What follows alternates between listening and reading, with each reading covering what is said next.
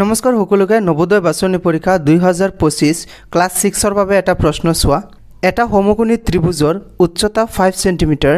আৰু ভূমি 4 সেন্টিমিটাৰ হলে ইয়াৰ কালি কিমান হ'ব এতিয়া চোৱা সমকোণী ত্ৰিভুজ এটো হৈছে এটা সমকোণী ত্ৰিভুজ কাক বোলে যি ত্ৰিভুজৰ এটা কোণৰ মাপ 90 ডিগ্ৰী তাক সমকোণী ত্ৰিভুজ বুলি কোৱা হয় এই তলৰ লাইনটো কি বুলি কোৱা হ'ব এটো কোৱা হ'ব ভূমি আৰু যেটো এই সিধা বাহুটো আছে এই বাহুটোৰ নাম কোৱা হ'ব উচ্চতা আৰু এই বাহুটো হৈছে কৰ্ণ এইকেইটা মনত ৰাখিবা তোমালোকে এতিয়া চোৱা এই ত্ৰিভুজটো সমকোণী ত্ৰিভুজৰ উচ্চতা কিমান আছে 5 সেন্টিমিটাৰ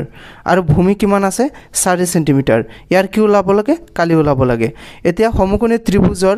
কালিৰ সূত্ৰটো হৈছে half into B into H সমকোণী ত্ৰিভুজৰ কালিৰ সূত্ৰ হৈছে half into B into H এতিয়া চোৱা ইয়াত হাফ লিখিলো ইনটু বি মানে কিমান আছে 4 সেন্টিমিটাৰ ইয়াত লিখিলো 4 উচ্চতা কিমান আছে উচ্চতা 5 সেন্টিমিটাৰ আছে ইয়াত লিখিলো আমি 5 এতিয়া চোৱা 2 4 কাটিলে দুইবাৰ যাব এতিয়া 2 5 গুণ কিমান হ'ব 10 centimetre square is the right answer option number B এইটো এটা প্ৰশ্ন তোমালোকৰ বাবে হোমৱৰ্ক দিয়া হল ইয়াৰ আনসাৰ কি হ'ব মোক কমেন্ট কৰি জনাবা